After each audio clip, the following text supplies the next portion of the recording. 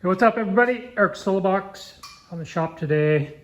I just finished a couple of sets of boxes and so I'm running them through the powder coating process. So I've got over here I've got an acid bath, then they get rinsed, then they come over here for drying. Here's a couple of boxes that are in the lighter desert color. These have actually already been powder coated, but they need to run through the oven. So they're sitting here with the powder on them and I'm waiting on, I've got another set that's already in there and thought I'd show you guys a couple of things. I was talking about replacing this little spray booth, and instead of doing that, what I came up with was I sacrificed a fairly large chunk of aluminum. You can see this plate lifts. So instead of completely rebuilding this, I put a piece of aluminum in there and I put this bend in specifically so that I can reclaim the powder. And so basically how this works is if I lift it up from that end, knock the powder down into this groove, I can then lift it at this side and it'll all pour out off of that into the container where I can reclaim it. So much easier than trying to rebuild this entire thing. So anyway, I'll probably put some tags on this for this particular powder coating machine. I know there's not a lot of information about this. This is basically a Chinese knockoff of a much better machine. Anyways, this is the WX101 and I couldn't be happier with this. Once you understand how to set it up and get all of the controls dialed just right, this thing really works quite well.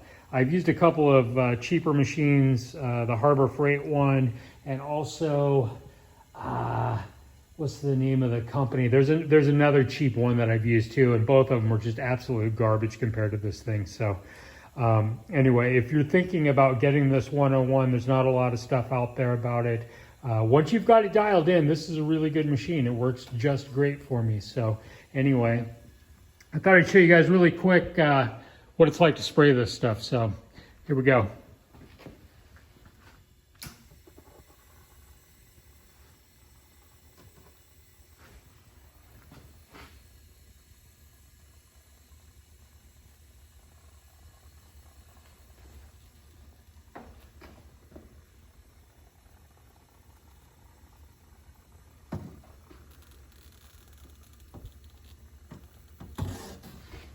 Once you understand where the holidays are most likely going to occur, basically a holiday is an area that didn't get hit.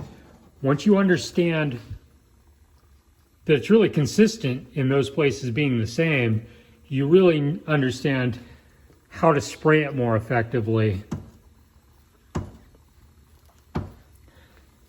There's a thing called Faraday caging where a lot of times the powder won't want to go into corners on metal.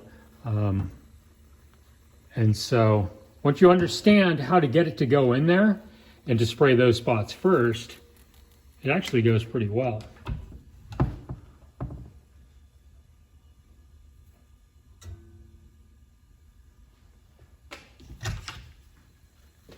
Looks like the oven's almost up to temp.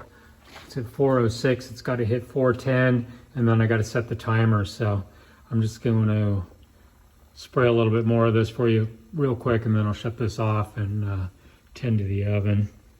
I usually do like a crosshatch type of a pattern and then I'll come back across it and just sort of give it a really good hit with a cloud. And I've had really good results. There was definitely a learning curve to getting this right, but I've got it pretty well dialed in now, so I'm getting great results. Anyway, Eric with Solobox. Everybody ride safe. Talk to you later.